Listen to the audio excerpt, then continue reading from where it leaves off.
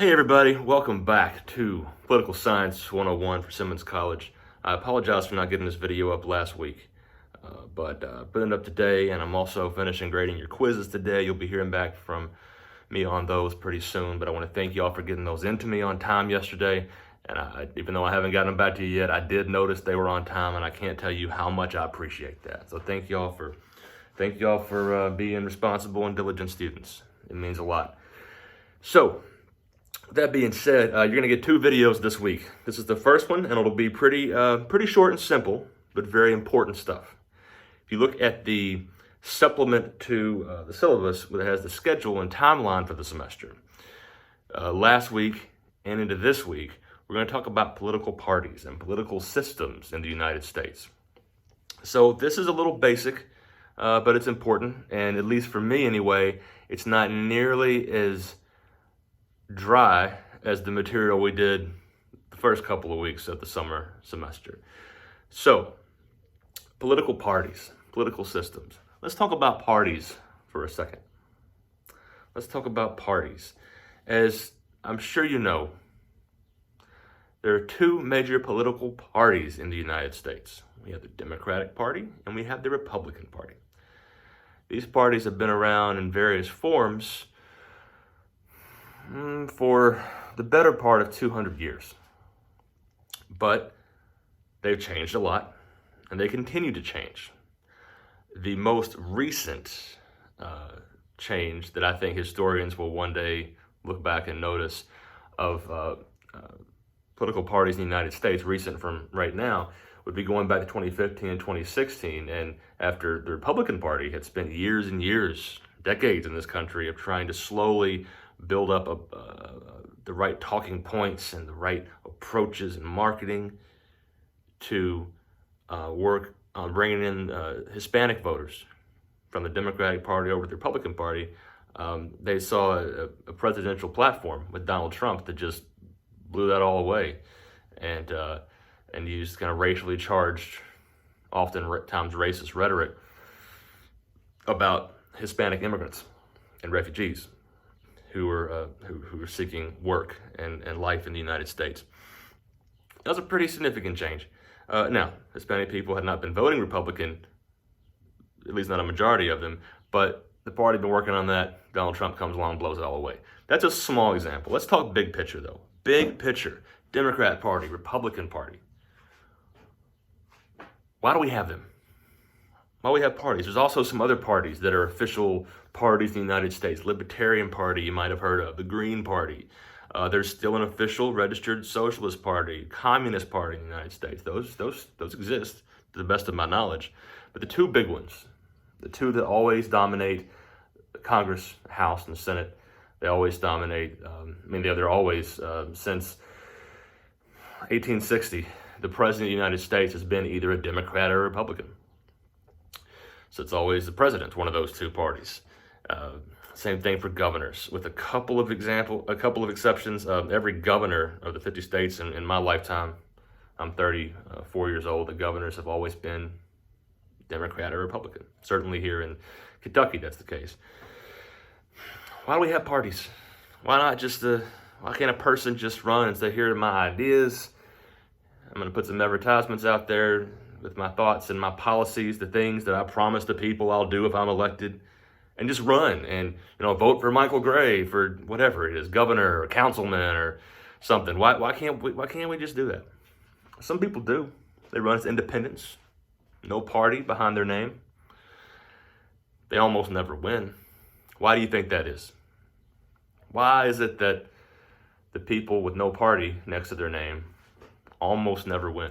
And they certainly don't win the White House, and they almost never win seats in Congress or in Frankfort, in Kentucky's legislature. It has to do with the structure, the organization, the number of people, and the amount of money it takes to win an election. Elections over important political offices are competitive. You have usually at least two candidates, at least one Republican, at least one Democrat.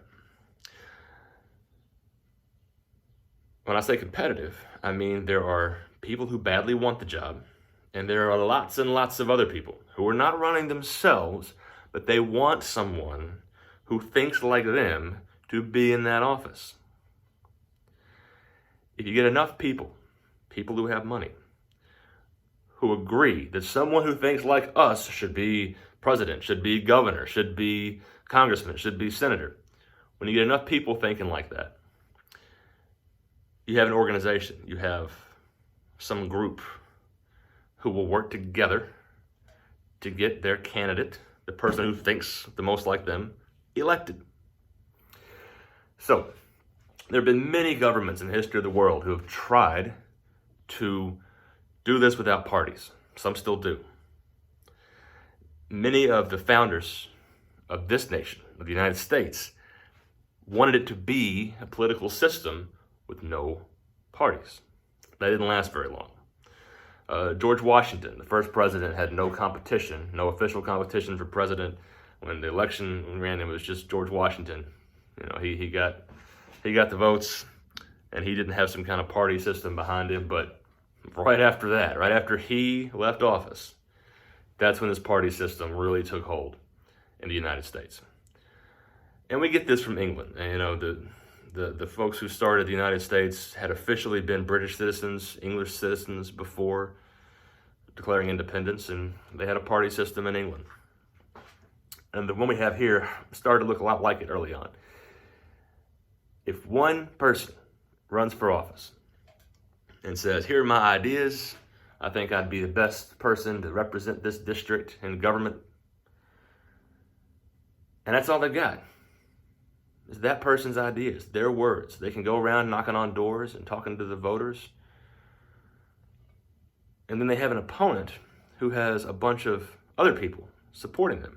All their friends, a bunch of people are out knocking on doors, talking to voters, donating money to the campaign, to that candidate, to their person they want to win, donating money to pay for yard signs and bumper stickers and advertisements on social media, TV, radio.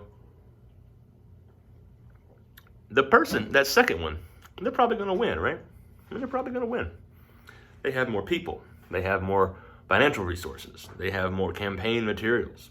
They have more name recognition. You're going to get to the poll and say, this first one, I don't know who this is. The second one, though, and I see his yard sign. Somebody came to my house twice and knocked on the door and told me what a great guy he is and what a good job he's going to do, and answered all my questions about him. I'm voting for him. So the next time around, anyone else who runs for that office is going to also need that organization, a bunch of people, a structure around them if they're going to compete and have a shot at winning. And that's all parties are. Parties are organizations to try to get candidates to win. That's the simple version. The more complicated version is where we are now. In the year 2020, the two major political parties in this country are not just simple little groups of people who are the relatives and friends and neighbors of someone who's trying to run for office. No. Instead, they are highly complicated, not always well organized machines. They are mechanisms that, in theory, should work together to get people into office from their party, but there's so much. It's like any big organization. People internally disagree. They can't figure out how to spend the money or who to nominate to run for office. They fight amongst themselves, and then once they decide on the candidate, they have different opinions as to how to go about campaigning for that person. It's honestly kind of a mess. But the fact remains that if you want to run for any high-profile political office, you need to be part of one of those two major parties.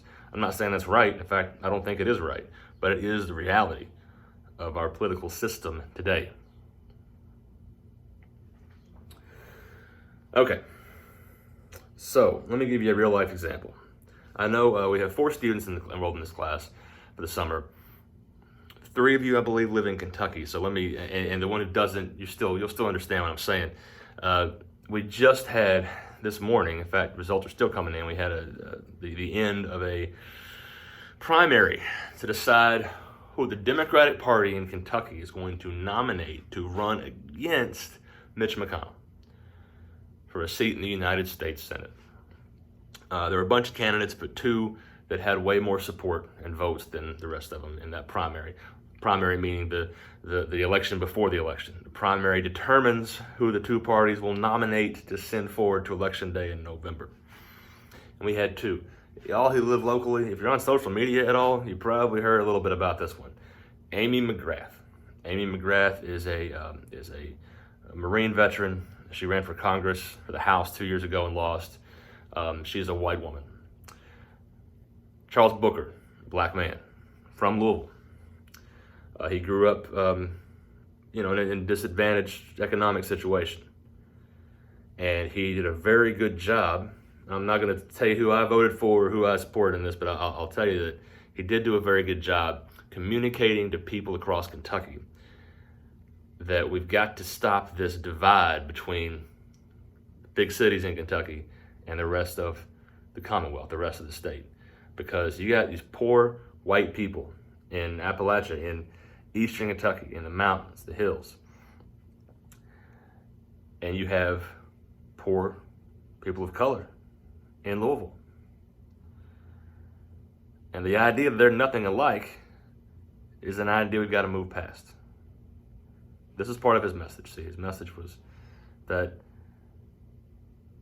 poor people of all different colors have something in common, and that's that the government's not doing enough for them.